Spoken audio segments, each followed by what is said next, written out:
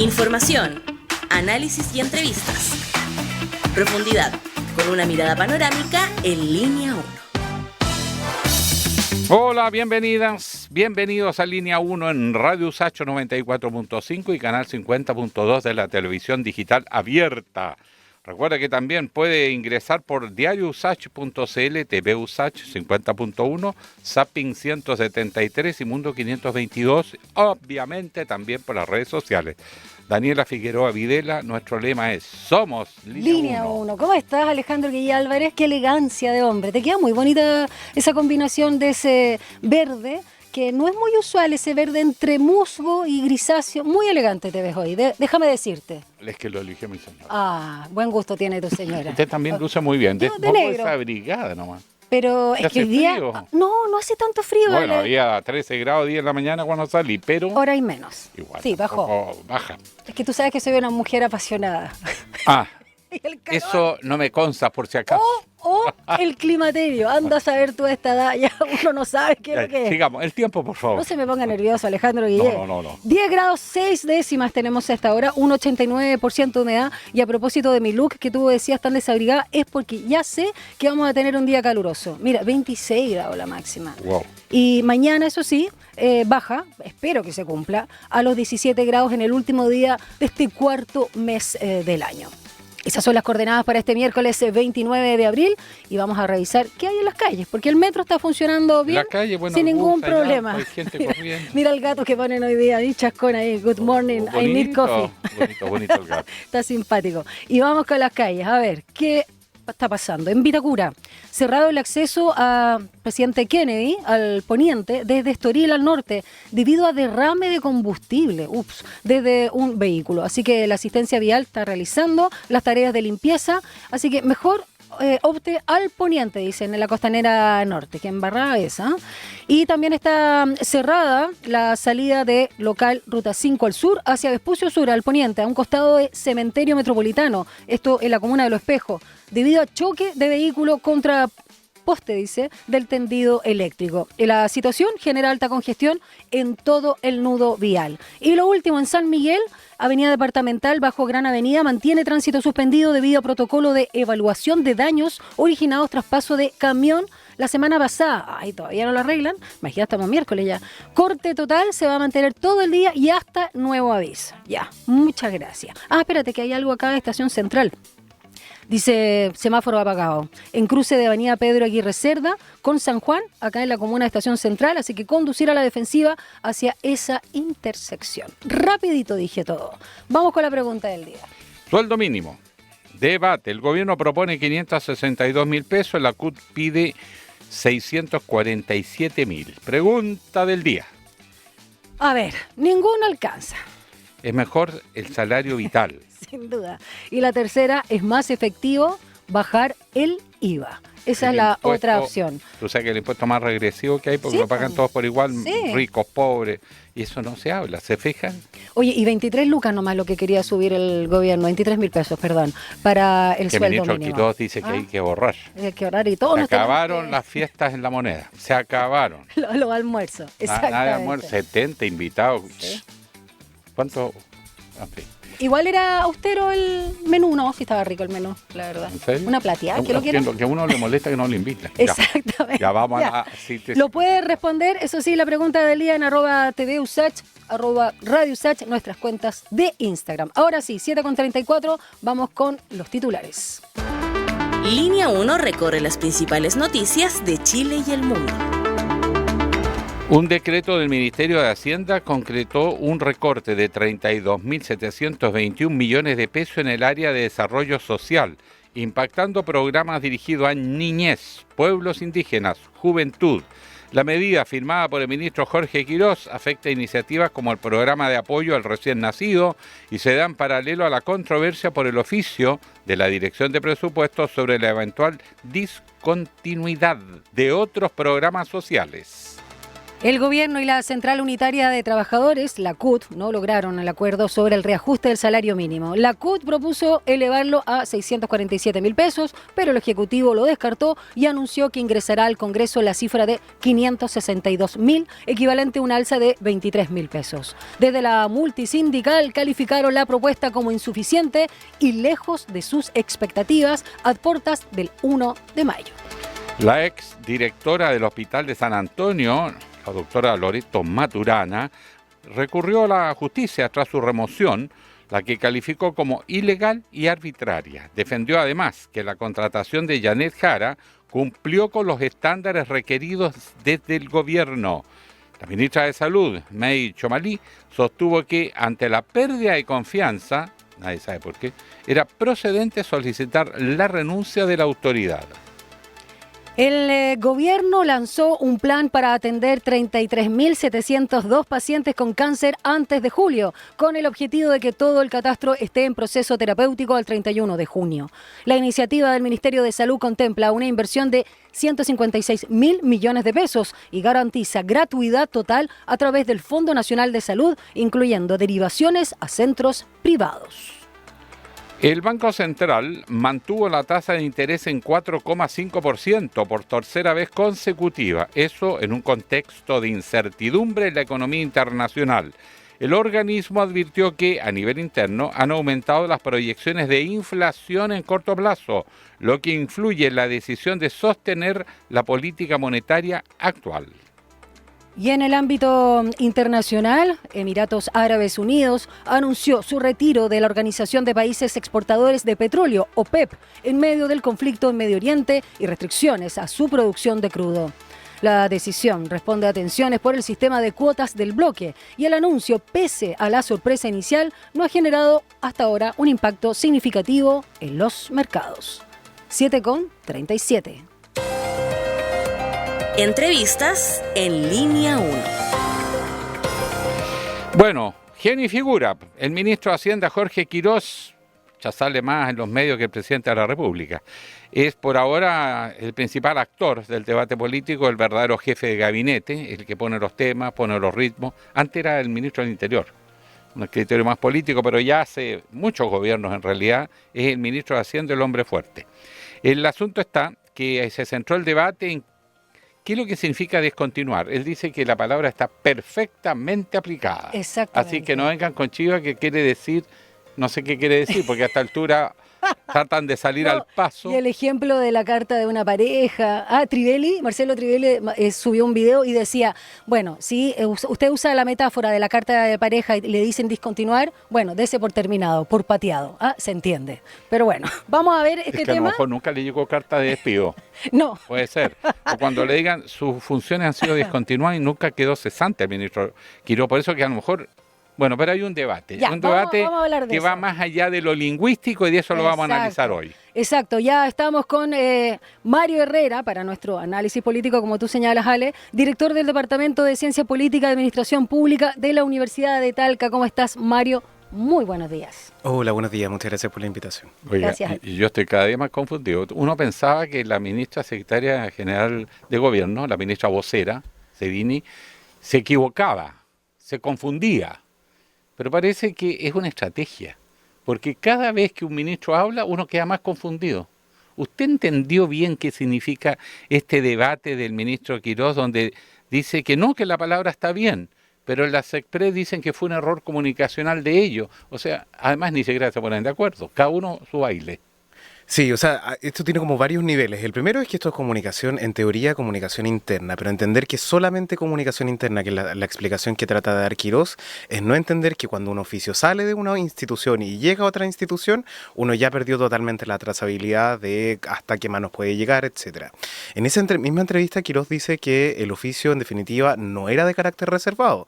O sea, era un oficio que cualquier ciudadano podía pedir por transparencia, era un oficio que era lógico que se hiciera público, se trataba de de, como él mismo lo dijo, la conversación entre dos instituciones, pero es una conversación que no es secreta tampoco. Esto es un problema comunicacional, yo creo, por tres cosas. Primero, porque estamos en abril discutiendo el presupuesto. Esta es una discusión que siempre se hace en octubre y noviembre, nunca se hace en abril, independiente de que desde el punto de vista administrativo sí pasa así. O sea, desde el punto de vista administrativo empiezan de a poco. empiezan a pedir antecedentes, la línea base y todo ese tipo de cuestiones, pero en el debate público no. El debate público, la discusión es octubre, noviembre, final de año. O sea, hay que hacer el proyecto primero antes de que una propuesta, digamos, y después se empieza a pulsear a los parlamentarios. Pero lo que a mí me llama la atención es la porfía del ministro insistir que está bien la palabra. Entonces, todos los que salieron a corregirla quedaron fuera de foco. O sea, la pregunta es, ¿nos quieren confundir o es torpeza? Sí, yo tiendo a pensar de que es torpeza, y es torpeza en el sentido de que la explicación no es suficiente consigo misma. Podría ser que eventualmente Quirós tuviese razón en el sentido de que la comisión de Marcel usó la misma palabra. Sí, eso dijo. Entonces, y efectivamente eso es así, ese es un dato chequeable. Sí. Ahora, dentro de la misma minuta no solamente vienen descontinuación o discontinuación de programas, sino que vienen también algunas que son ajustes y otras que no tienen observaciones.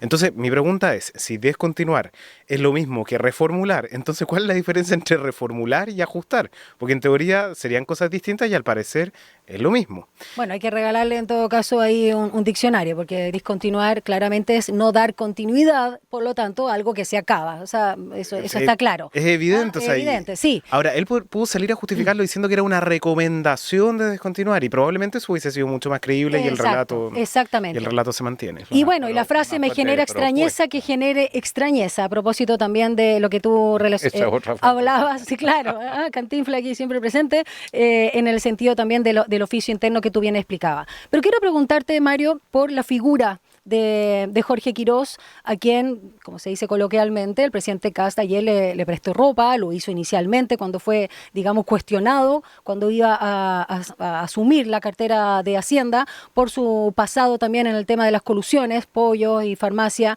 cuando él estaba de forma netamente privada, su desconocimiento ante el Estado y, por supuesto, lo técnico que era.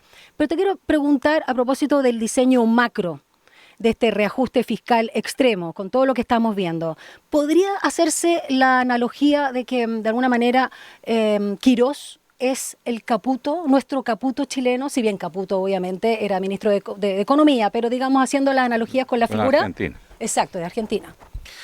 Sí, hay un guiño ahí, hay un guiño evidente en términos de forma, en términos de llevar todo esto a través de un paquete, el mismo estilo que se utilizó en Argentina, el mismo estilo que utilizó Milei. Ahora hay una diferencia que es una diferencia considerable ahí, y es el estado de la economía. El estado de la economía es totalmente distinto. O sea, nosotros no tenemos la situación de Argentina con una hiperinflación que iba a estallar en cualquier momento.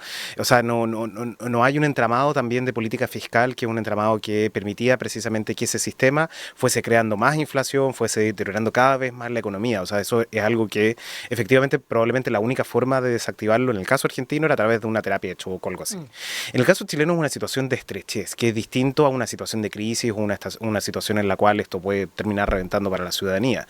Y en ese sentido, el proyecto no solamente incluye aspectos que son de reforma tributaria, sino que también de medio ambiente, también de reconstrucción, porque tiene 3 artículos de reconstrucción. La propiedad intelectual tiene, o sea, de colado ahí, entre varias cosas. Tiene de muchísimos temas, y de hecho solamente 3 de los 33 artículos son relacionados con la reconstrucción, que en teoría es la idea matriz del proyecto. La diputada, Schneider ayer nos decía que de las más de 200 páginas que contenía esta mega reforma, solo el 5% está relacionado con la reconstrucción de las regiones o las zonas afectadas por los siniestros, de hecho. 5 páginas. O sea, dijo el 5%. El 5%, que son 3 de los 33 artículos. Sí, o sea, nada, sí. nada. Y en términos de espacio, además, son los artículos más pequeños, porque son los más sencillos. ¿No? Ahora, políticamente hablando, Mario, usted es experto en ciencia política y administración pública. El presidente en campaña hizo lo que hacen todos los candidatos, promete más de lo que puede hacer, pero nosotros estamos acostumbrados al tejo pasado. Pero él hizo una promesa ante el país: no se van a perder beneficios sociales. Basado en eso, anunció el paquete, el ajuste, y la gente así lo entendió. Supongo que habrán medio informado los que votaron por él, y llegamos al gobierno y cada día esa palabra queda más empañada, sucia.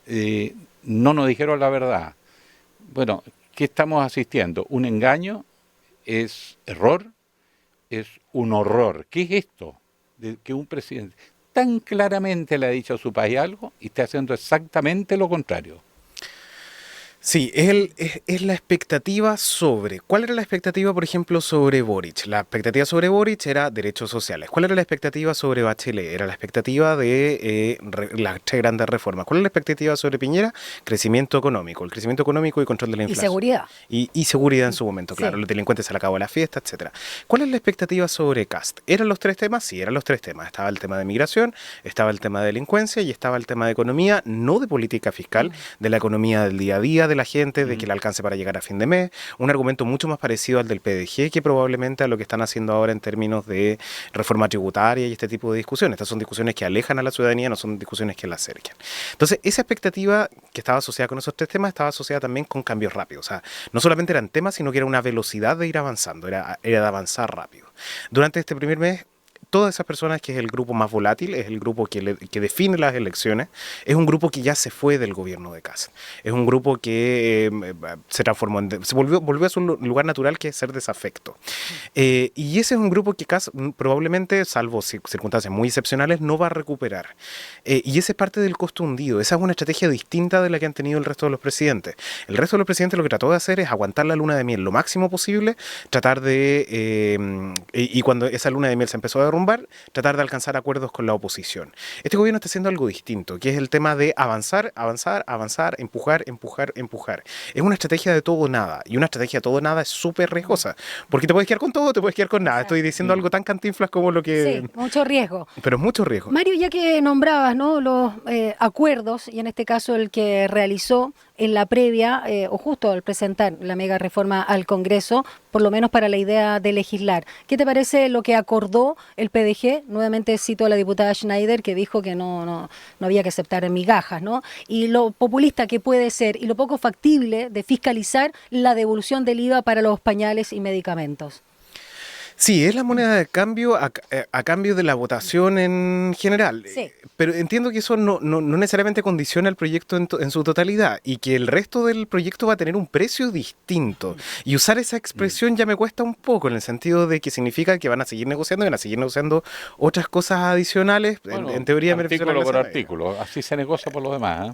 Sí, ahora vamos a tener el artículo 1, que el 1, 2 y 3, que son los de la construcción, que probablemente van a tener un precio más barato, y el resto van a tener un precio más caro. Ahora, pero lo curioso es, ante la opinión pública, nadie parece que le horrorizó mucho, pero cambiar pañales para dar el voto por una reforma tributaria que baja el 27 al 23, ¿dónde aprendió a negociar Parisi? Nos suena muy bien, ¿no? Suena Sí. como...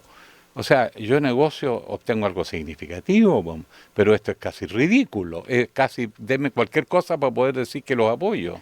Claro, pero es muy vendible ante la ciudadanía. Es en el fondo decir, estamos avanzando con el programa igual. El PDG estaba en una posición también muy difícil. Se transformaba en una oposición y se terminaba dividiendo entre sí. Los sectores más de izquierda se iban hacia la izquierda, los sectores más de derecha se iban hacia la derecha, y le iba a pasar lo mismo que en el año 2021. O trataba de hacer algo distinto.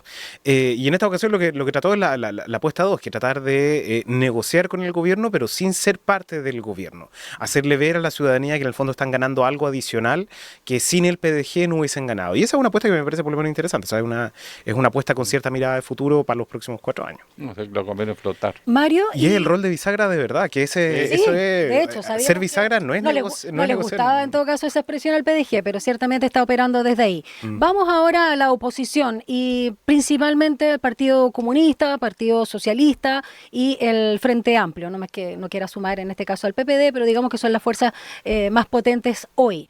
Y ya ellos han planteado que no van a aprobar la idea de legislar.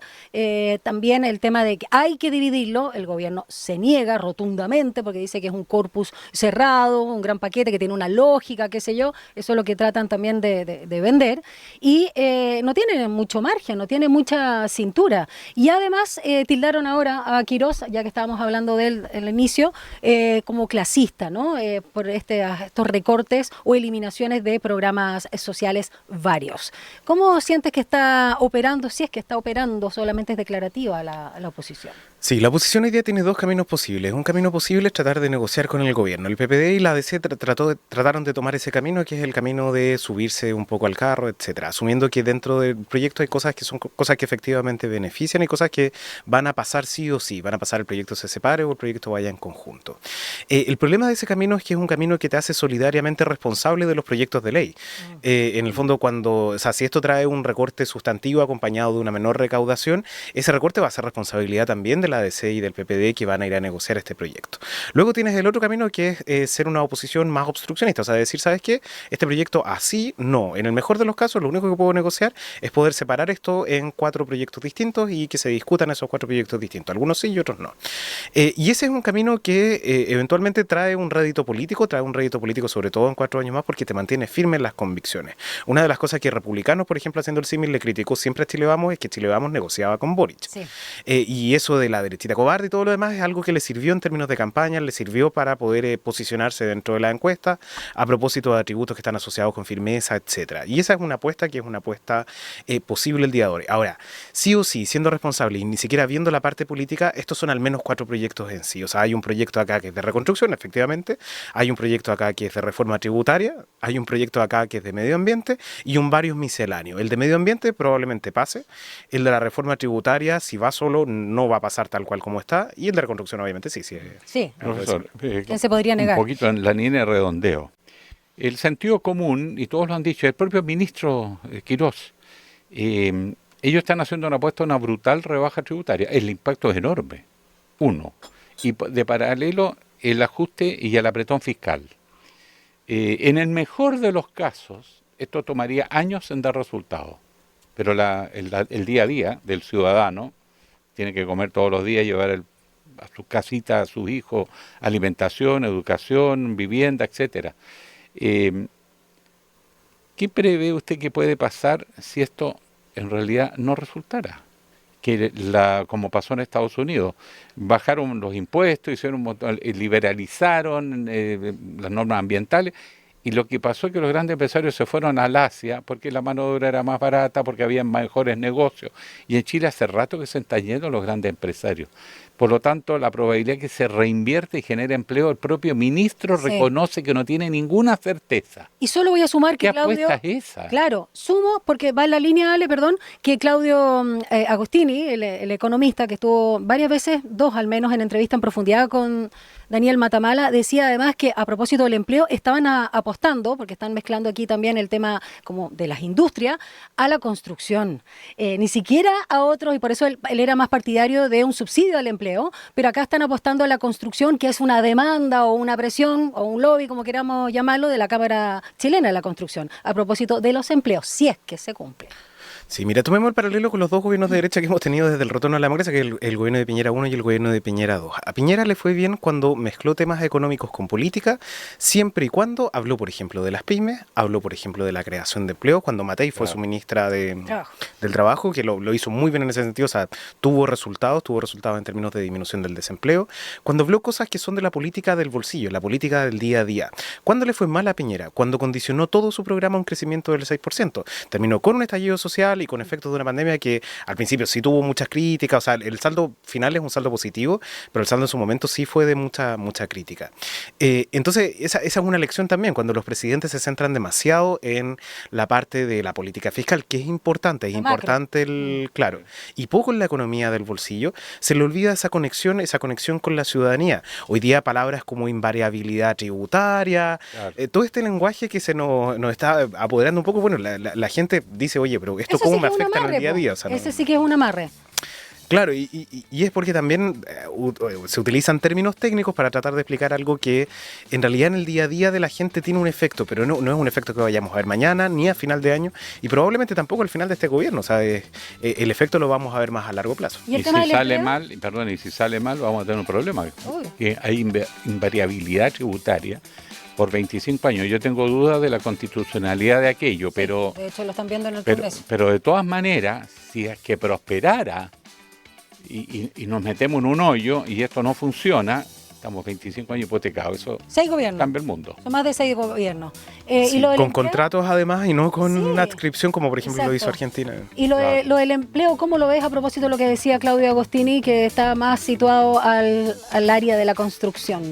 Sí, mira, y ahí es interesante porque la moneda de cambio de Quirós siempre ha sido el tema del empleo. Ha sido decir, en el fondo, si ustedes no aprueban este proyecto, lo que están haciendo es detener el crecimiento y por ende están deteniendo la generación de nuevos empleos y Sí. todo lo demás. Y esa es una relación que el mismo Quirós después sale diciendo que no puede garantizar, que es una relación entre el proyecto de ley y la creación de empleo. Entonces, él tapa su propio discurso, que es una cosa muy, muy extraña, ¿sabes? Como decirle, mire, si se aprueba este proyecto de ley, usted va a tener más empleo, pero no puedo garantizarlo tampoco. Claro. O sea, yo puedo sí. Apriétese el cinturón, pero no sé lo que va a pasar. Claro, pero no sé si en el futuro va a tener eso un buen resultado o no. Bueno, vamos a seguir con este análisis político todos los días miércoles contigo, Mario Herrera, director del Departamento de Ciencias Políticas y Administración Pública por la Universidad de Talca. Muchas gracias por haber venido a esta hora de la mañana acá a Radio SAT. Gracias a ustedes por la invitación. Que te vaya bien. Que le vaya bien en su foro, charla. ¿Qué que foro va tienes? de ¿Qué aquí. foro tienes? ¿A dónde te vas? No. Por eso estás tan elegante. Hoy día es la primera vez que desempolvé la chaquetita. Se queda muy bien, muy Muchas elegante. gracias. Faltan 5 minutos para las 8 de la mañana. Conectémonos con nuestra estación editorial.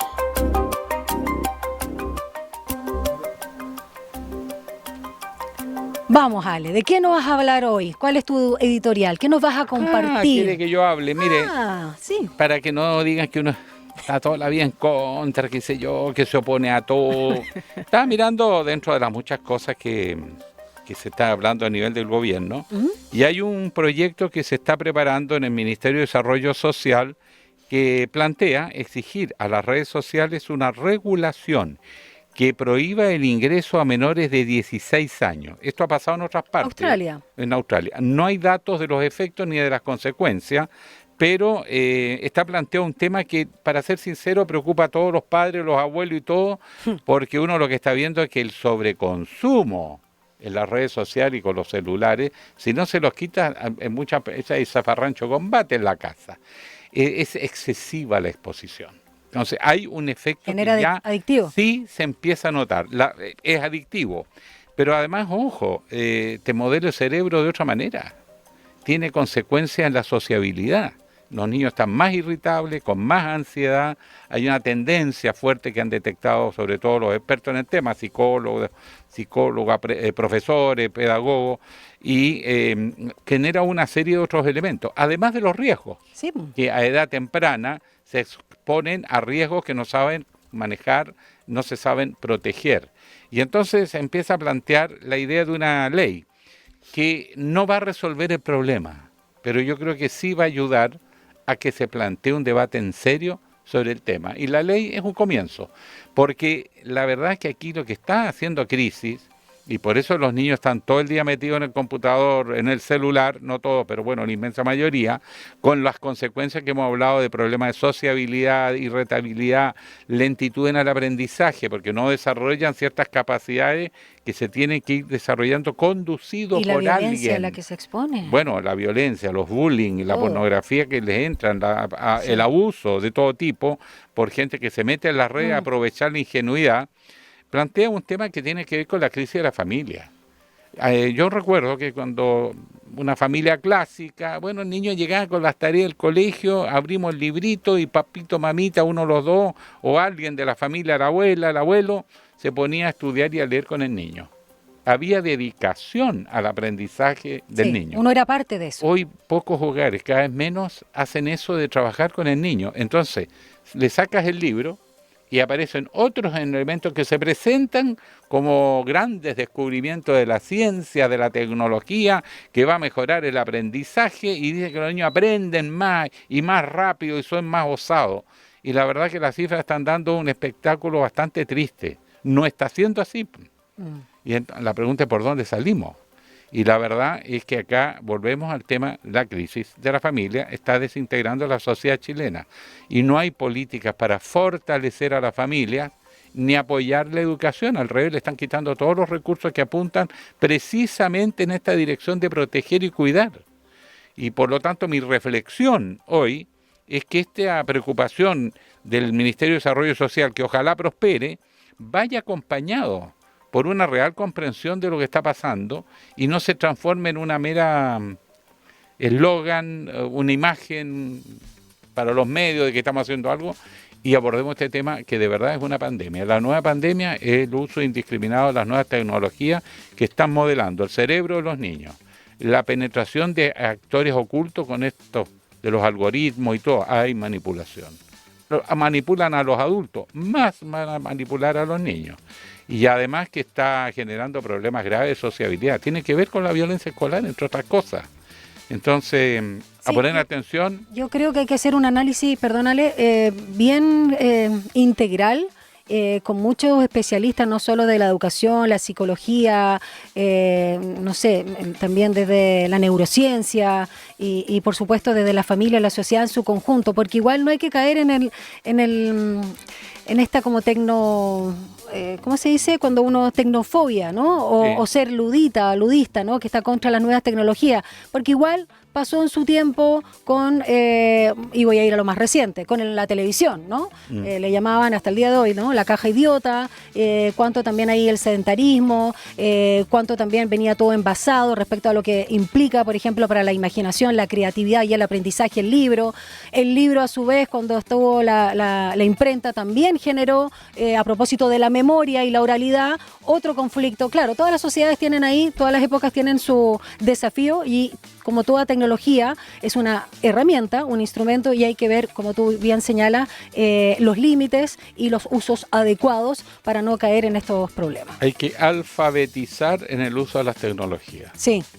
La verdad es que en la tele nunca hubo demasiada preocupación en el sistema educativo y hoy día tenemos lo que llaman la TV política, donde todo es espectáculo, todo show al modelo de la televisión. Estamos pagando las consecuencias. Televisión basura, que le llaman. Exactamente. Ahora con las redes sociales, grandes oportunidades, internet, todo. Una biblioteca fantástica abierta al mundo y además en imágenes. Y estamos más solos que nunca. El problema es que no hay una socialización. O sea, que el sistema tiene que educar. Exacto, porque va mucho más rápido que nosotros. Exacto, y eso está quedando en manos de gente que tiene intereses de otro tipo y que le están modelando la cabeza a los niños. Así es. Bueno, esta reflexión recién comienza y nosotros vamos a nuestra primera pausa cuando son las 8:01.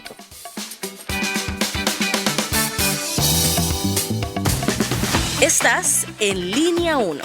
Regresamos en instantes. En Mimbu cumplimos 60 años construyendo casas que después se transforman en hogares. Cada una con una historia distinta. Como la de Esteban, que hoy puede tener su casa propia para vivir mejor junto a su familia en Arica. Mira el documental, infórmate y postula los subsidios en www.mimbu.cl. Mimbu, 60 años construyendo cambios. Ministerio de Vivienda y Urbanismo, Gobierno de Chile. Chile avanza contigo. Extensión USACH, Aula Records y Radio USACH presentan Notas de Colección, un recorrido por el repertorio universal de la música de tradición escrita, desde las obras y grabaciones más célebres de la historia hasta aquellos tesoros escondidos que guardan nuestros archivos. Martes y jueves a las 21 horas te invitamos a Notas de Colección, un aporte de Extensión USACH, Aula Records y Radio USACH. Nuevas voces. Podemos elegir para nuestros hijos e hijas una vida activa y optar por una alimentación saludable. ¿Y qué pasa cuando las oportunidades escasean? ¿Es una elección para todas y todos? ¿O es necesario hacer algo más?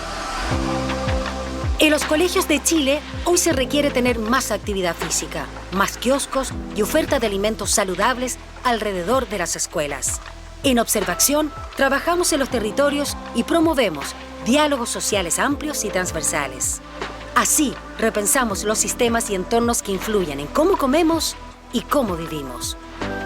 Porque la vida activa y la alimentación saludable no son un eslogan, se construyen. Infórmate, participa, cuestiona. www.observacion.cl. En Instagram, @observacion.cl. Proyecto Fondef ANID, Escuela Más Saludable. En una ciudad en movimiento, donde los medios transforman el mundo, Te acompañamos las 24 horas. Con los contenidos más relevantes, estés donde estés.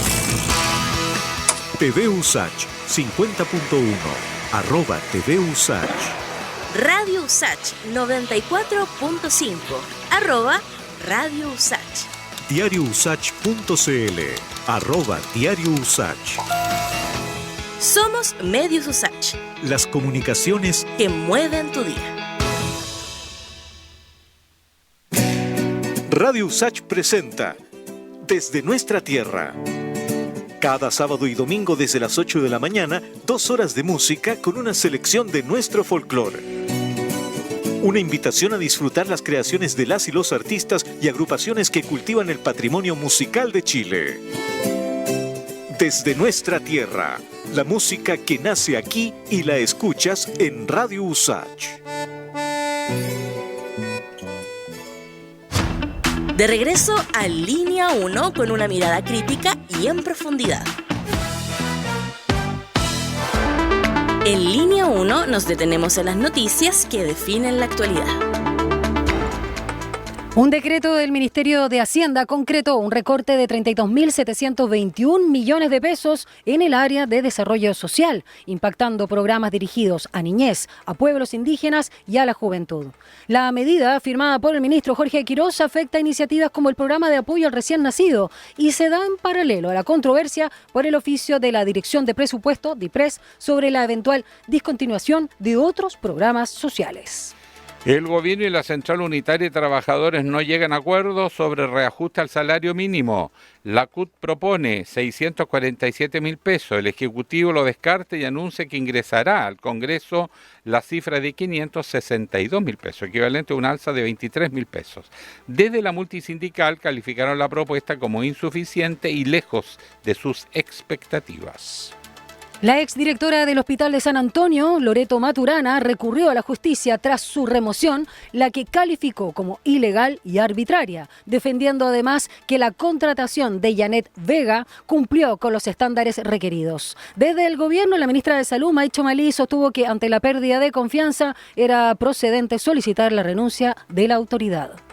El gobierno lanzó un plan para atender a 33.702 pacientes con cáncer antes de julio, con el objetivo de que todo el catastro esté en proceso terapéutico al 31 de ese mes anterior.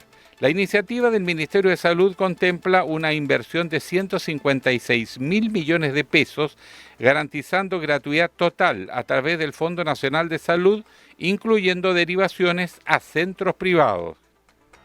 El Banco Central mantuvo la tasa de interés en 4,5% por tercera vez consecutiva, en un contexto de incertidumbre en la economía internacional. Y el organismo advirtió que a nivel interno han aumentado las proyecciones de inflación de corto plazo, lo que influye en la decisión de sostener la política monetaria actual. 8:07. Entrevistas en profundidad. Línea 1. Fue noticia en todas partes. Los Emiratos Árabes Unidos han anunciado que abandonan la Organización de Países Exportadores de Petróleo, OPEP.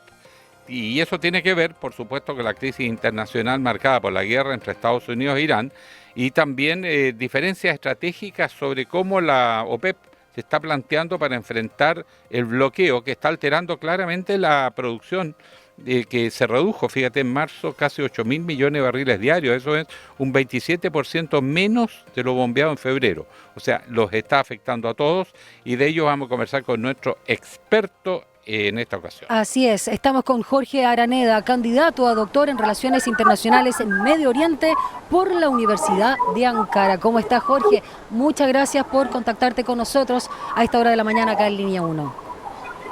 Muy buenos días, un placer estar con ustedes. Profesor, la verdad es que esta reacción, ¿a qué responde? Porque dicen que quieren dar estabilidad al sistema de producción y distribución de los petróleos, hacer inversiones, pero distanciado de la OPEP. ¿Qué se está cruzando en esta relación? Bueno, se cruzan varios factores. En primer lugar, los Emiratos Árabes Unidos en realidad lleva casi una década tratando de consolidar una autonomía estratégica, no solamente en términos financieros, sino también en términos de su política exterior, que necesita un financiamiento, lógicamente, interno. De ahí que este comunicado de la Cancillería de los Emiratos, que se pondrá a prueba el 1 de mayo, no es una reacción improvisada, no es algo que no se veía venir, sino un punto culminante de una estrategia de largo plazo que responde a 3 grandes factores. El primero son que tiene diferencias estructurales y geopolíticas con Arabia Saudita que son insalvables.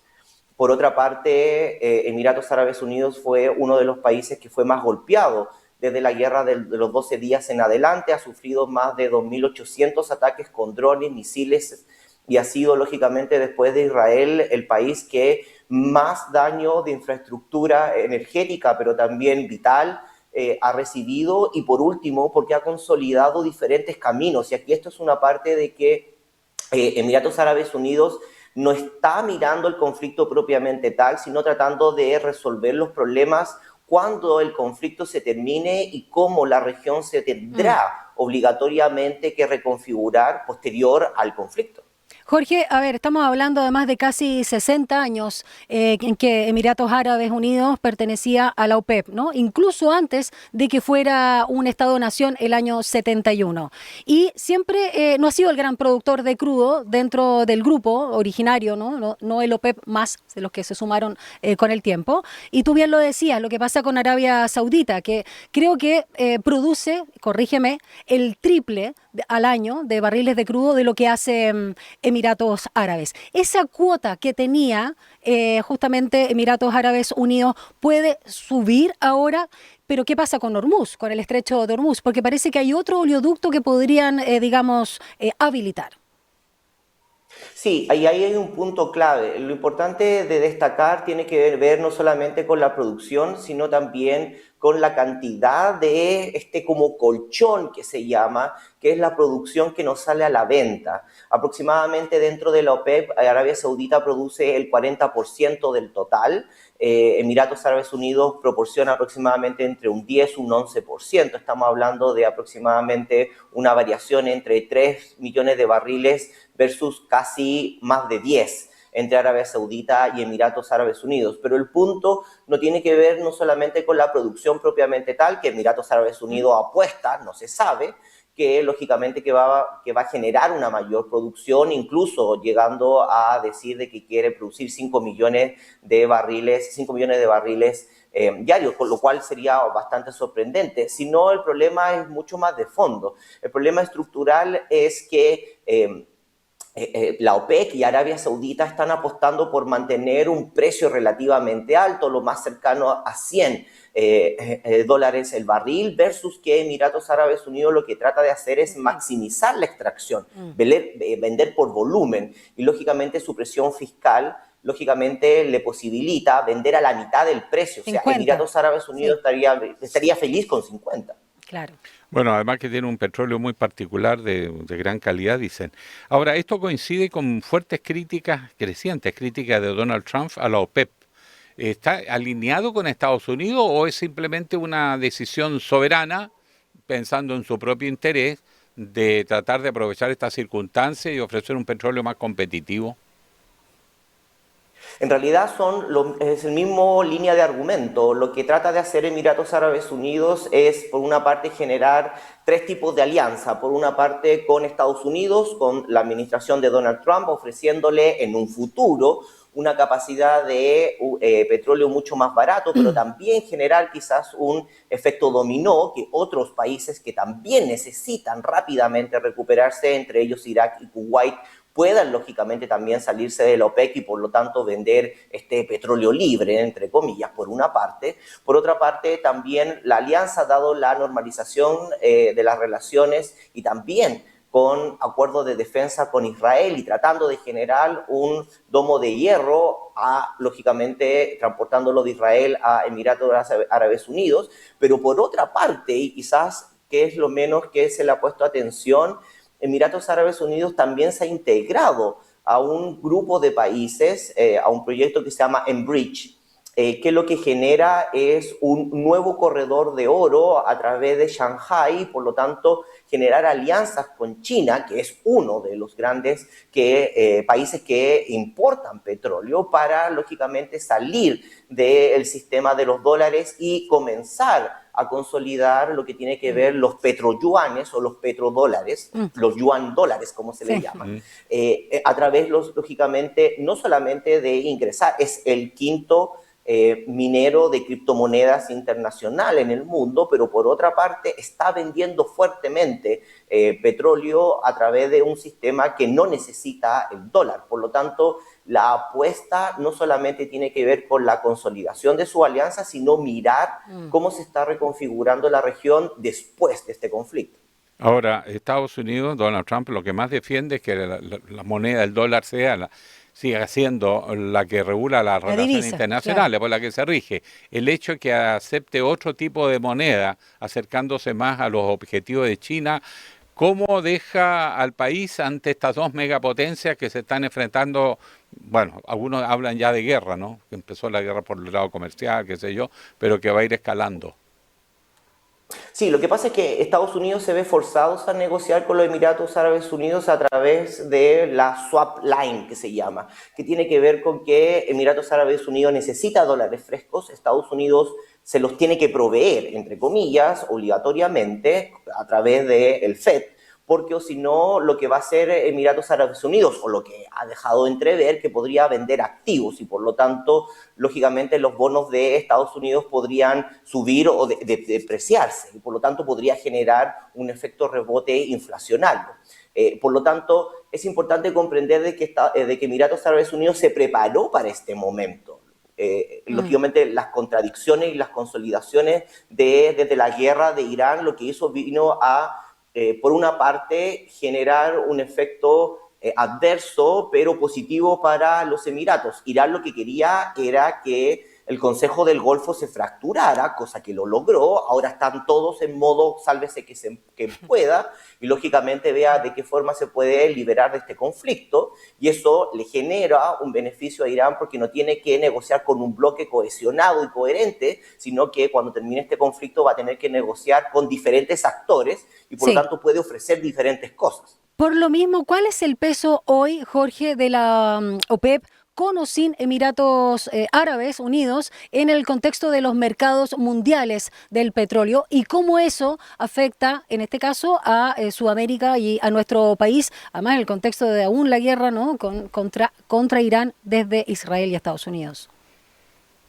Sí, en términos de mediano y corto plazo, nosotros no vamos a ver ningún tipo de cambio, ni siquiera ellos van a ver ningún tipo de cambio, por dos grandes factores. Primero, porque hay muchos interesados en que el precio se mantenga alto, entre ellos Irán y Rusia, que les beneficia, lógicamente, que el precio del petróleo, lógicamente, esté elevado, no solamente porque absorben costos de la guerra, sino por otra parte porque por mientras que el estrecho de Hormuz no se abra, más allá de que el precio que quiera imponer Estados Unidos o Emiratos Árabes Unidos o otros agentes estatales de la región, no se va a poder ver materializado. Por lo tanto, más allá de lo que tiene que ver con la prospección financiera del valor del precio del petróleo, que puede bajar ciertos tipos de cambio, en realidad no vamos a ver un cambio real, por lo menos en los próximos 6 meses.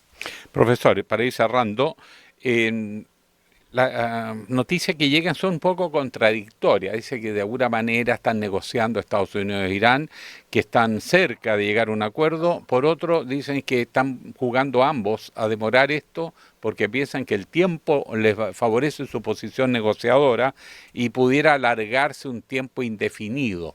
¿Cuál es la tesis que parece más probable de interpretación del momento político? La tesis más probable es que Estados Unidos está recibiendo presiones por dos grandes bloques. Primero, por el Golfo y segundo, por sus aliados europeos y también de Asia, de que este conflicto tiene que terminar lo antes posible porque si no, el daño en todo lo que tiene que ver con la capacidad de infraestructura de petróleo, pero también lógicamente, con las reservas que hoy día se están vendiendo, no va a ser posible de recuperarse. Hay que comprender de que hay economías como la India o China particularmente que necesitan de un flujo constante de gas natural, petróleo y también de fertilizantes, que son los tres grandes activos que pasan por el estrecho. Y por lo tanto, el que está jugando o el que tiene las cartas sobre la mesa y que puede ganar si este conflicto se alarga es más bien Irán. Más que Estados Unidos. Estados Unidos está tratando de generar algún tipo de acuerdo lo más rápido posible para salir de este, entre comillas, problema que se está generando. De hecho, si uno ve las primeras declaraciones sobre cuál era el objetivo de guerra, hoy en día eso ni siquiera está dentro de las negociaciones, como por ejemplo el cambio de régimen o el fin de la capacidad misilística o la producción, lógicamente, de armamento nuclear. Hoy día las negociaciones están por el lado económico más que por los cambios estructurales que, de alguna u otra forma, Estados Unidos argumentaba de que iban a ser los objetivos militares en los cuales entró al conflicto. Jorge Araneda, para finalizar, mi última pregunta, ya que hablabas de la infraestructura y justamente, ¿qué se sabe de cuántos recursos va a inyectar Donald Trump en Venezuela, recordando que Venezuela es uno de los miembros fundadores de la OPEP? ¿Qué está pasando ahí con el petróleo y la relación con Delcy Rodríguez? Particularmente no sabemos mucho, hay muchas declaraciones, hay mucho de lo que Donald Trump, y esto es unas características que incluso en su programa se ha destacado, de que tiene que ver con que entre las declaraciones constantes y algunas veces contradictorias de la administración Donald Trump y con lo que pasa en la realidad, de repente incluso a ciertos analistas nos confunde un poco sobre cuáles son los objetivos y cuáles son las cifras reales del impacto en las relaciones entre Estados Unidos y países aliados como contrincantes. Ya, así que todavía no se sabe nada con el petróleo venezolano. ¿Ah? No sé dónde he escuchado lo mismo, mucho anuncio, pero no se entiende. Exactamente. Bueno, Jorge, muy agradecido por este contacto, esta entrevista ha sido muy útil para nosotros. Un abrazo. Gracias, Jorge Araneda, candidato a doctor en Relaciones Internacionales en Medio Oriente por la Universidad de Ankara. Un abrazo grande. Chao. Un abrazo, chao. Son las 8:21. Combinación Línea 1. Diversas miradas de la actualidad. Llegó el rock, llegó la juventud a Línea 1. Uy, nunca pensé que iba a decir eso en desmedro mío. Pero bueno, pero ya estamos. Tú eres joven todavía, De espíritu lo soy, gracias. Tú eres muy compañero. joven. Parra, cuando cumplió 80 años, dijo... ¿Quién? Parra. Parra. Ah, ya, pero Parra. Nicanor. Sí, pues. Dijo, he cumplido 4 veces 20 años. Eso, toda la razón como buen matemático que era, no solo como antipoeta. Antipoeta. El Nica, antipoeta. Don Nica. ¿Qué nos trae Gonza el día de hoy en nuestra combinación Línea 1? Quiero hablar de esta investigación internacional que se está desarrollando por la desclasificación de estos archivos por parte del presidente de Hungría, Peter Magyar, buenísimo. respecto a el financiamiento que podría haber hecho el expresidente de Hungría, Viktor Orbán, a la ultraderecha a nivel global. Esto se está denominando como los Orbán Files y se está hablando en distintos países del mundo y tiene una repercusión en Chile porque sabemos que el presidente José Antonio Kast tiene mucha cercanía con Víctor Orbán. De hecho, en 2019 él dijo que quería ser el Orbán chileno. Y lideró quería que le dijeran esta fundación, organización del 22 al 24. Ahí nos va a contar. Vamos a detallar. Esa es la imagen, un dictador, pero hay platita de por medio ahí. Vamos a detallar esta información que acá en Chile está siendo investigada principalmente por el diario El Mostrador, así que bueno, ahí le mandamos saludos al periodista Claudio Pizarro, quien fue el que hizo este reportaje sobre los Orbán Files que vamos a utilizar ahora para explicarle a la gente de qué se trata todo este asunto. Entonces, como les contábamos, este foco está puesto en Hungría, pero podría golpear directamente al presidente José Antonio Kast. ¿De qué se trata todo esto? El nuevo primer ministro electo del país, Peter Magyar, anunció una investigación por el presunto uso indebido de fondos públicos durante el gobierno de su antecesor, Viktor Orbán. Este caso, conocido como los Orbán Files, busca esclarecer si recursos del Estado húngaro fueron utilizados para financiar redes políticas conservadoras a nivel global. según la investigación, una de las organizaciones que está bajo la lupa se llama Political Network for Values. Es una red internacional de corte conservador que fue presidida por José Antonio Kast entre 2022 y 2024. Ahí uno se pregunta, ¿en qué trabajan los políticos? Bueno, trabajan en este tipo de cosas que parece que están financiadas por fondos de, por ejemplo, países como Hungría. Esta entidad habría recibido financiamiento proveniente de Hungría en distintas ocasiones, incluyendo aportes para actividades políticas y cumbres internacionales. El objetivo de la investigación es determinar si los fondos públicos fueron utilizados para promover plataformas ideológicas y políticas fuera de Hungría, lo que podría constituir un uso indebido de los recursos estatales. Es como si Chile estuviera, no sé, con la plata del Estado financiando una cumbre internacional de ultraderecha en otro país. Y algo más que cumbres. Exacto. Campaña, ese es el tema también que se tiene que revisar. Dice que también el caso involucra la Conferencia de Acción Política Conservadora conocida como la CPAC, que es una influyente cumbre internacional donde participan líderes de derecha y extrema derecha en todo el mundo. En ese espacio han participado figuras como Donald Trump, Elon Musk, Jair Bolsonaro y también Kast. También Javier Milei. Gente piola en la CEPAC. Gente piola, así que se juntaban ahí a discutir cómo, digamos, expandir el ideario de la ultraderecha en todo el mundo.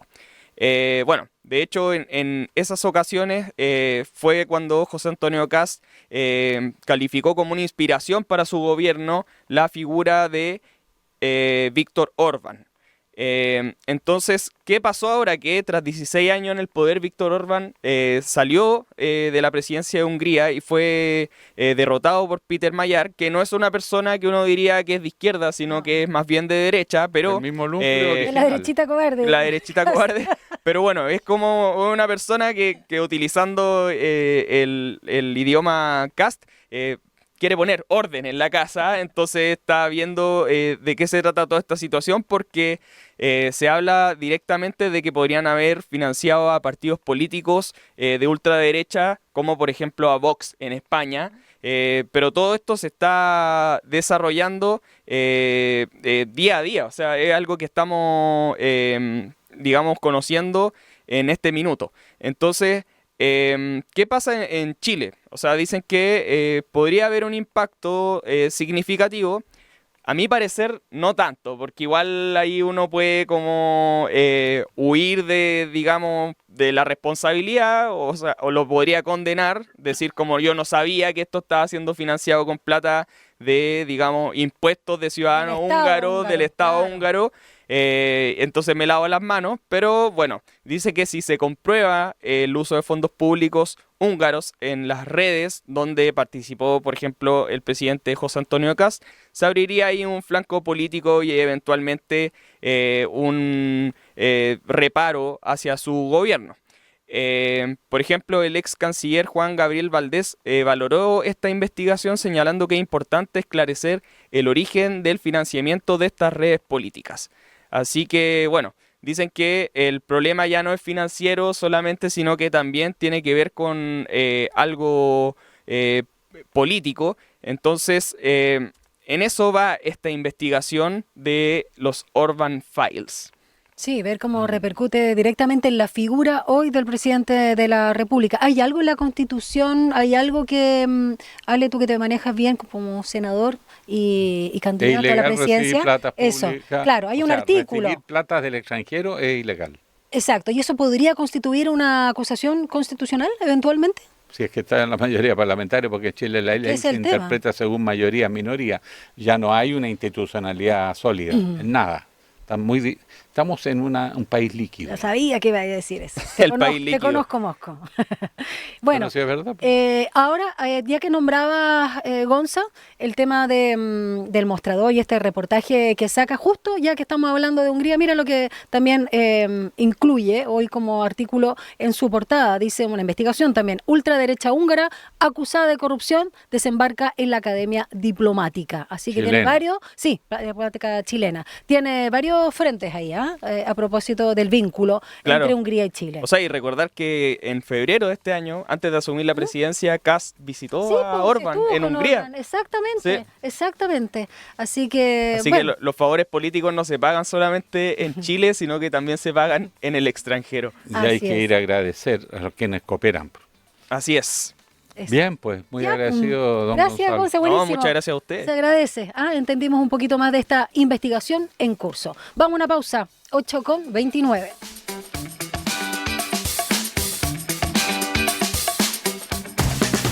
Más contexto y actualidad después de la pausa. Estás en Línea 1. A Hora da Saudade. Una ventana a las africanidades y su huella viva en el mundo. A Hora da Saudade. Um viaje sonoro que entrelaça raízes, memórias, ritmos, expressões artísticas e sabores por meio de la música. A Hora da Saudade. Déjate envolver por esta experiência vibrante, diversa e profundamente intercultural de la 94.5. Te esperamos cada miércoles a las 16 horas y los sábados a las 19 horas. A Hora da Saudade, de Rádio Sash.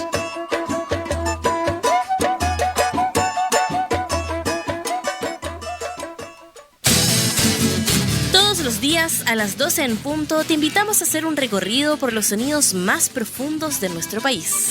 El alma nacional.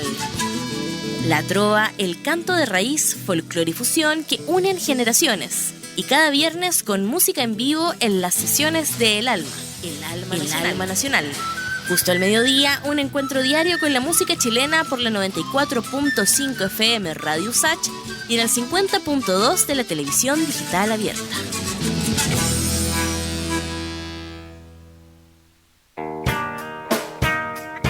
Domingo a la 1 de la tarde, una reunión imperdible con esas melodías y canciones que dejaron una huella en nuestras vidas. No quiero soñar 1000 veces la nada se pierde, todo se transforma. Te invitamos a viajar en el tiempo por los más diversos ritmos y géneros musicales junto a Ecos del Ayer, música para recordar. Ecos del Ayer. No lo olvides, Ecos del Ayer, cada domingo a la 1 de la tarde por Radio Sach. Nuevas voces. Recuerdos. En Sin Pretexto pasamos revista a la agenda de futuro. En un contexto de crisis global que exige anticipar y abordar los desafíos que enfrenta la sociedad con una mirada analítica y plural.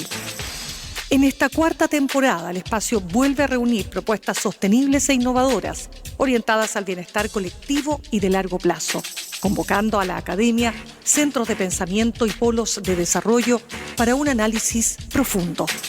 Todos estos temas confluyen en Sin Pretexto. Soy Mirna Schindler y te acompaño de lunes a viernes a las 6 de la tarde en Sin Pretexto, Radio Sach 94.5. Contexto y actualidad. Regresamos a Línea 1. Un diálogo a fondo. Entrevistas en Línea 1.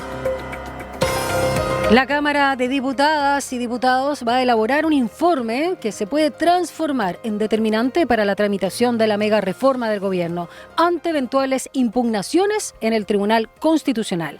El análisis solicitado por el diputado Jaime Mulé busca establecer si la invariabilidad tributaria para inversionistas requiere una reforma constitucional. ¿Y por eso con quién conversamos? Con el mismo diputado de la Federación Regionalista Verde Social, ex candidato presidencial, Jaime Mulet, que preside la Comisión de Constitución, Legislación y Justicia. Así es. Linda camisa, diputado Mulé. Muy buenos días. Salió la corbata verde. Andan con los mismos anteojos usted, ¿ah? Anteojos verdes. Sí, son los mismos. Muy buenos días a todos. Muy buenos días. Diputado, buenos días. Entremos a materia. A ambos. Gracias. El tema de la constitucionalidad, hacer una reforma que amarra un modelo económico 25 años, sobre todo en política tributaria, para las grandes inversiones, suena raro, sobre todo si esta mega reforma sale también cuestionada en su legitimidad porque algunos dicen que no es constitucional, que tiene viso de inconstitucionalidad, porque no responden a una idea matriz originaria, sino que se dispersa. Es un cuadro bien complejo que tiene que ver con la legitimidad, por lo tanto, de las leyes que se están aprobando en el Congreso o que se van a aprobar. ¿Cómo ve usted la gravedad del momento? Así, Alejandro. Mire, yo veo respecto hay un aspecto que es más discutible que el de que sea ley miscelánea y el de la idea matrices, porque y respecto a la autoridad que puede tener uno para criticar ese hecho, ya que se acaba de aprobar en enero, terminando el gobierno Boris, una ley miscelánea que tenía como 140 artículos, digamos. Entonces, ese argumento a mí me parece razonable, pero cuando uno no ha actuado en coherencia, me parece que pierde validez. Pero el argumento de la inviolabilidad tributaria que yo he establecido es un argumento, a mi juicio, fuerte, digamos, y he revisado, estudiado el tema, porque la soberanía, dice nuestra propia Constitución, reside en el pueblo o en la nación, y la nación la ejerce a través de las autoridades que elige. Y el soberano, el pueblo, elige autoridades cada 4 años, presidente de la República, no por 25 años. Y Congreso cada 4 años la Cámara de Diputados y cada 8 los senadores. De manera que el soberano, que es el que puede aplicar impuestos, obviamente no puede, a través de una ley, ¿cierto? El representante del soberano, me refiero al Congreso, en este caso el presidente de la República, en su iniciativa, que establezca un candado para no mover los impuestos a un conjunto de empresas o situaciones por 25 años. Eso alterar la voluntad soberana que reside en el pueblo. Y eso es muy importante. De ahí viene la razón. Ahora, si lo quiere hacer, debe modificar la Constitución. Exacto. Y eso significa que requiere rango constitucional. Y eso significa 4/7 hoy día. De la Cámara. Que es un rango en la Cámara de Diputados y en el Senado que no se tiene tan fácil, aunque tampoco es tan elevado. Entonces yo exijo respeto, digamos, por la Constitución. Y por eso yo le avisé antes que llegara el proyecto a la Cámara, tanto al secretario de la Cámara como al presidente de la Cámara, y también le avisé al gobierno. Le dije, ojo, esta norma, si ustedes la quieren poner, es de discusión de orden constitucional. Y como yo presido la Comisión de Constitución, Legislación y Justicia, y obviamente debo cuidar mis deberes y obligaciones, le dije, y este proyecto, al menos en esa parte, debe pasar por esa comisión, porque eso, a mi juicio, y creo que de varios, ya hay una discusión pública sobre la materia donde varios profesores han estado asimilando esta tesis. Por lo mismo, diputado, porque así como se habla que los abogados tienen, digamos, muchas opiniones, los economistas hemos visto en este tiempo que igual, ¿no? Hay mucha, para los gustos, los colores. Y en este sentido quiero preguntarle por el argumento desde el otro lado de la vereda que señala que es necesario dar certeza jurídica a los inversionistas, sobre todo con la apuesta de este gobierno por el crecimiento, por la inversión y con todos estos reajustes que está haciendo a propósito de lo que en realidad es una estrechez más que una crisis fiscal. Entonces, ¿cuánta agua hay justamente desde el oficialismo, no solo de la oposición, que sabemos que está en minoría en ambas cámaras, para validar su argumento o revisarlo al menos, porque justamente están apostando a la certeza jurídica para los inversionistas? Claro, yo creo que la certeza jurídica siempre es importante y siempre se habla de ella, se fija, y los empresarios, particularmente los inversores, obviamente lo exigen. Y dentro de la certeza está el respeto por la Constitución. Cuando se arma una discusión de esta naturaleza, yo creo que efectivamente va en sentido contrario. Y no hay que abusar precisamente del momento político, si usted quiere, y no respetar la Constitución. Creo que genera más incerteza a los inversionistas saber si es que esto se aprueba y es cuestionada su aprobación por no reunir el quórum que se requiere. Pues a lo mejor juntan el quórum, y si se tiene el quórum, bueno, se podrá establecer la invariabilidad, y si no, habrá que recurrir al Tribunal Constitucional.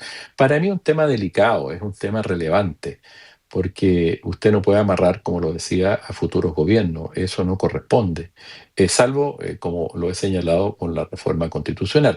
Entonces, mi impresión es que la forma como se está dando esta discusión está generando más incertezas que certezas desde el punto de vista que preocupa, digamos, a los inversores o a los inversionistas.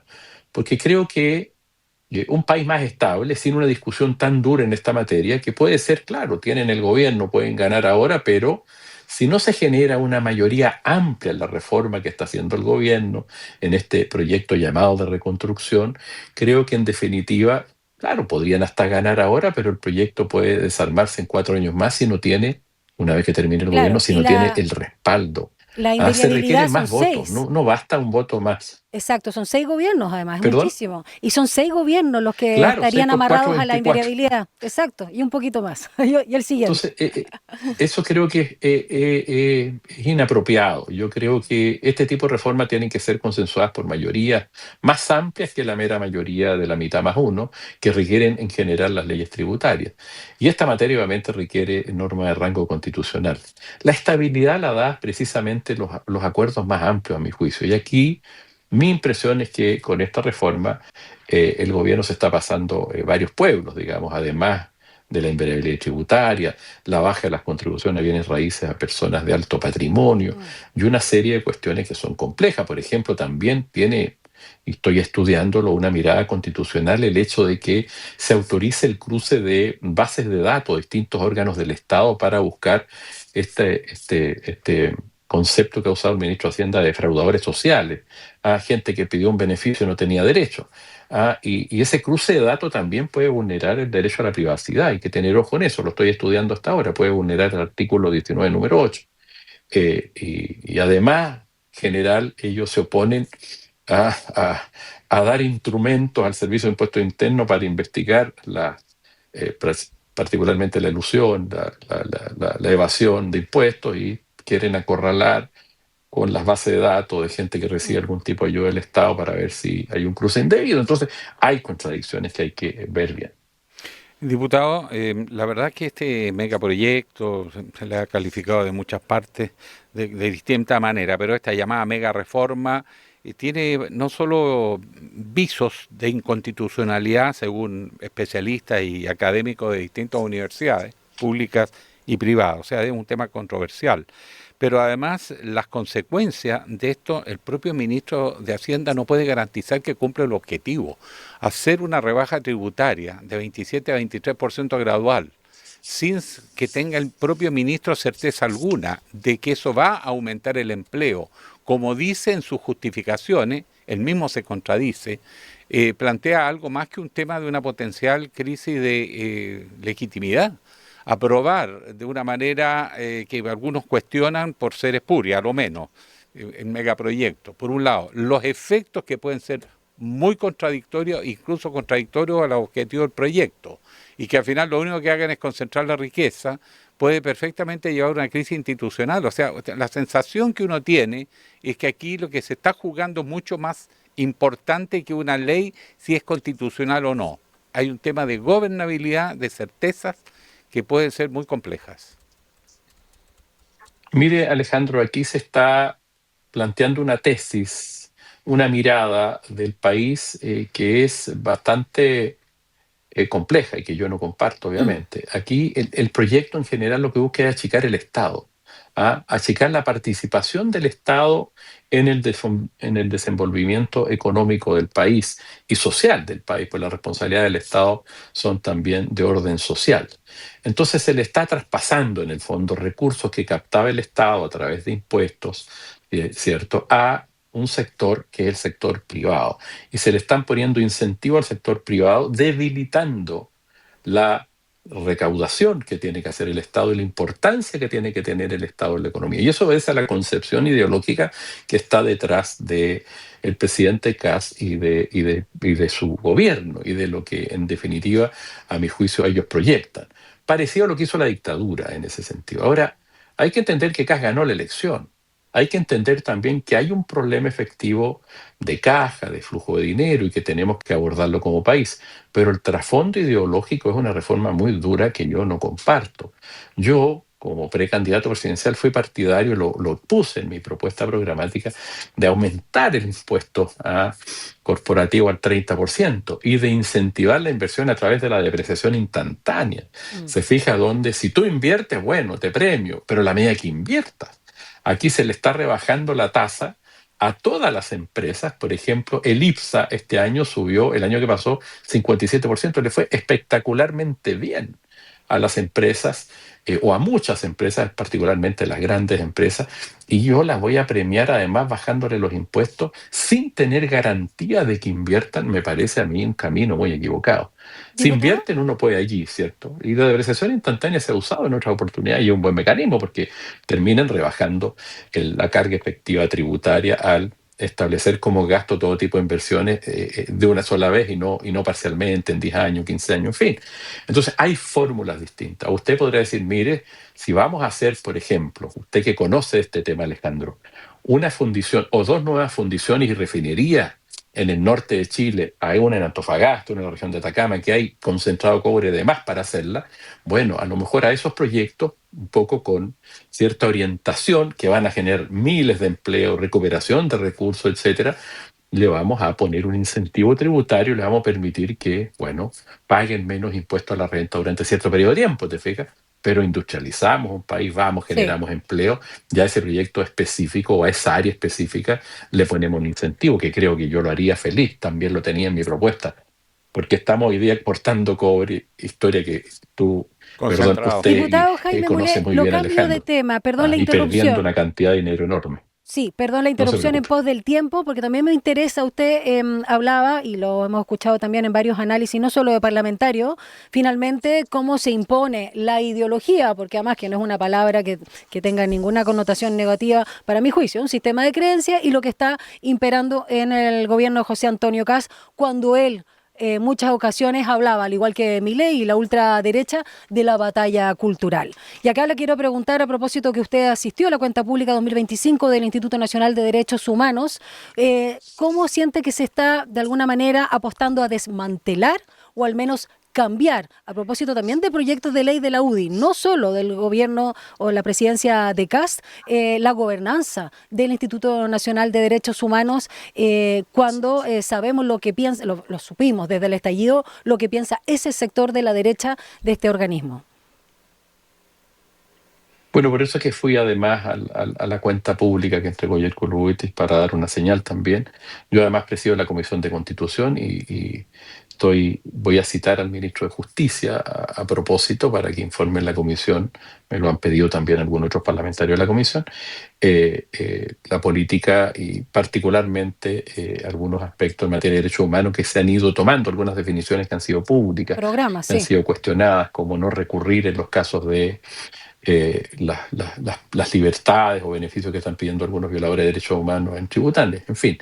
Yo creo que efectivamente es una guerra cultural y la ideología que está detrás, bueno, que obviamente yo no comparto, es así, digamos, y estamos en un ámbito político complejo donde la ciudadanía le dio una mayoría a un presidente que es muy distinto, ¿cierto?, a cómo pensamos nosotros y que yo creo que se cubre con una campaña muy inteligentemente bien hecha a propósito de los ejes que usa en seguridad, pero que evidentemente detrás hay una concepción ideológica absolutamente compleja y distinta a la que normalmente ha tenido el país.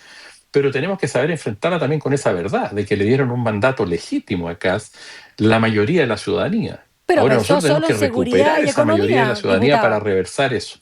Sí, pero los ejes ¿Perdón? eran, los ejes, porque es lo que acordó en la campaña o lo que ofreció de alguna manera el entonces candidato Kast, Así era es. economía y seguridad. Y eran esas las urgencias, por eso era un Pero estado de todos los emergencia. Y que... no solo, perdón, no solo eso, Lo que prometió que Sí, no se iban a afectar exacto. los beneficios sociales. Lo prometió Exactamente. públicamente. Así es. Así es. Entonces, por eso que hay que enfrentarlo con inteligencia. Hay que enfrentarlo con inteligencia y hay que recuperar la confianza de la ciudadanía en los sectores progresistas. Yo creo que ese esfuerzo hay que hacerlo también con mucha inteligencia. Creo que también hay que asumir los errores que cometió o que hemos cometido desde el mundo progresista durante los últimos años. Hay molestia a la ciudadanía también. Hubo una agenda retardada en materia de seguridad también por parte de nuestros sectores, hay que decirlo. Y tenemos que corregir. Tenemos que excusarnos con la ciudadanía cuando hemos cometido errores y tenemos que recuperar, obviamente, esa adhesión y hacer todo el esfuerzo para que ahora no ocurran los cambios que quiere hacer esta mirada, que en algún momento, y ustedes parece que lo decían hace un rato antes de mi entrevista, porque escuchaba la radio, y a propósito de lo que pasó en Hungría, ¿cierto? Donde se le han ido reversando a compañeros o de ruta, digamos, internacionales del presidente Kast, a propósito de la pérdida de Orbán, en fin. Esperamos que este ciclo esté retrocediendo a nivel mundial. Y nosotros tenemos que hacer el esfuerzo en Chile para, obviamente, recuperar la confianza de la ciudadanía con inteligencia, con capacidad y reconociendo los errores también. Diputado, la última pregunta y muy cortito. ¿Cuál es la situación del Partido Federación Regionalista Verde Social, de lo cual es miembro, luego de que el Tricel aceptara evaluar su situación? O sea, nosotros ya estamos listos, no hay ninguna dificultad. El error que cometió el Consejo del CERVEL lo corrigió el Tribunal Calificador de Elecciones en una sentencia que salió el día viernes, 5-0, donde establece que nuestro partido obviamente cumple con los requisitos legales y tiene todo el derecho y la legalidad para seguir existiendo. Así que estamos muy contentos por eso, Alejandro. Salió un fallo que obviamente no produce el revuelo comunicacional como cuando el CERVEL dijo que teníamos que desaparecer junto a otros 13 partidos. Pero le ganamos al CERVEL. Así que hashtag seguimos. El CERVEL diputado. equivocadamente. Seguimos y seguimos con muchas ganas, con mucha fuerza. Estamos trabajando activamente, recorriendo el país de nuevo con mucho impulso, porque el regionalismo verde va a haber para rato, digamos, y la defensa de las regiones, más ahora con más ganas. El deadline del informe, de este análisis que estamos esperando a propósito para la tramitación de la mega reforma, ¿cuál es el tiempo que tienen pensado, diputado? A ver, yo creo que es muy importante. Yo formo parte de un comité que es de la Democracia Cristiana y Regionalistas Verdes. Estoy trabajando allí con ellos. Tenemos una reunión el lunes en la mañana que creo que es importante, a las 8:30, con los ministros del gobierno, el ministro Quiroz, y entiendo que el ministro García, para hacer una discusión, ¿cierto? Como se ha reunido con otros partidos políticos. Pero yo creo que, con la reforma, creo que se va a ir trabando la reforma. Hay problemas incluso en la derecha que uno está viendo hoy día muy agudo, y creo que esta reforma hay que revisarla con pinza. Yo no me atrevo a dar una fecha exacta, pero creo que pueden haber novedades y esto no va a ir tan rápido como el gobierno pretende. Gracias, diputado Jaime Mule, por supuesto, de la Federación Regionalista Verde Social, larga vida, y presidente de la Comisión de Constitución. Que le vaya muy bien. Gracias, diputado. Muchas gracias, muy buenos días a ustedes. Gracias, chao. Faltan 9 minutos para las 9. Las noticias de Chile y el mundo en línea 1. Bueno, vamos con Gonzalo por la agenda de hoy y el resultado de nuestra... Pero antes tiene una cosita, ¿no? Sí, pero quería preguntarles, porque como saben yo estoy de vuelta, no sé si han hablado de esto. ¿Usted nunca se ha ido? No, nunca te fuiste de nuestros corazones. Siempre estuvo con otros pensamientos. De que ya se está hablando de recortes por todos lados, del recorte de presupuesto que va a sufrir el Ministerio de las Culturas. No hemos hablado en detalle, ¿no? No hemos hablado en detalle. Bueno, pararon la construcción del GAM, claro. Centro. La extensión del GAM. Sí. No, eso demuestra la prioridad de la cultura en un gobierno. Exacto. Cuando invierte. Pero vamos a hacer ¿Una revisión? Una pincelada rápida. Que este recorte que ya está ratificado va a alcanzar los 51.000 millones de pesos, que es cerca del 10% del presupuesto total del Ministerio de Cultura. Y hay 3 programas que van a perder todos sus recursos. El programa de infraestructura cultural, un programa llamado Somos Barrio, que ese es un programa que se trabaja junto con la Subsecretaría de Prevención del Delito. Del delito. Sí, un programa importante ahí que tiene que ver con la prevención. Y la Corporación de Artistas del Acero. Ahí también hay un desglose que hizo The Clinic de que el mayor ajuste afecta a la Subsecretaría de las Culturas y las Artes, seguida por el Servicio Nacional del Patrimonio Cultural. También se reducen fondos culturales, el pase cultural con una baja del 33% de los fondos del pase cultural y los aportes a universidades, regiones y programas educativos. Tenía que caer por acá la bomba también. ¿Qué querés que te diga? Ya, don Gonzalo. Importante en todo caso ver ese tema, lo vamos a revisar en profundidad acá en el programa. Vamos con la agenda 8:53. La agenda del día en línea 1. Bueno, a las 9 horas pocos minutos más se efectúa la conferencia de prensa del Instituto Nacional de Estadísticas para dar a conocer los resultados de la Encuesta Nacional de Empleo para el periodo enero-marzo 2026. A mí me contactaron en la N. ¿En serio? Sí.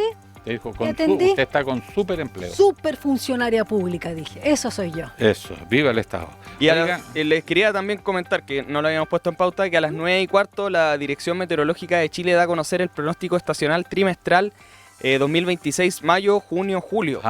Y cae agua en la región bajo la pregunta, metropolitana. ¿será un invierno más esperar. lluvioso? Lo dejaron Eso, ahí. sí. Así que vamos a estar atentos. Vamos a estar Ahora viene atentos. una lluvia, pero se queda por el Maule. Po. Así que hay que estar atentos. Injusticia. Bueno, vamos con los resultados de la pregunta del día. El gobierno propone subir el sueldo mínimo a 562.000 pesos, mientras que la CUT busca que llegue a 647.000. ¿Qué te parece esta situación? Le preguntamos a nuestro querido público en nuestras redes sociales. Respetable. El 26% dice que es mejor avanzar hacia el salario vital. El 32% dice que es más efectivo bajar el IVA, así baja el costo de la vida. Y el 42% dice que ninguno de los dos montos alcanza. Así es, no alcanza para nada. Solo Así el 4% nominal sería el alza. 23 lucas. ¿Qué compráis ahora con 23 lucas? Nada. A ver. Nada. Ya, nos A ver. despedimos con... En un supermercado, un par de camisetas, menos. Claro, de las Sí, camisetas. un par de camisetas. Un par de Ya. camisetas. Bueno, Camiseta al desayuno. Sí, claro. Claro. Nos despedimos O pancito con rico. O pancito rico. 2 desayunos. 18 grados, no, 16 grados, esperando... ¿Cuánto había? Se me olvidó, pues. Cerré el 26. computador. No, 16 grados, ya. Esperando para esta jornada 26. Oh. Rico. Párate, rico. Ah, tranquilo. Y viene nuestro compañero Rodrigo Alcaíno con una nueva edición. Con alta de temperatura. Enlace USACH. Así es. Gracias, compañeros. Hasta mañana. Po. Hasta mañana. Uy, mañana que es Mañana. como viernes. ¿Verdad? Eso. Chao, Abril.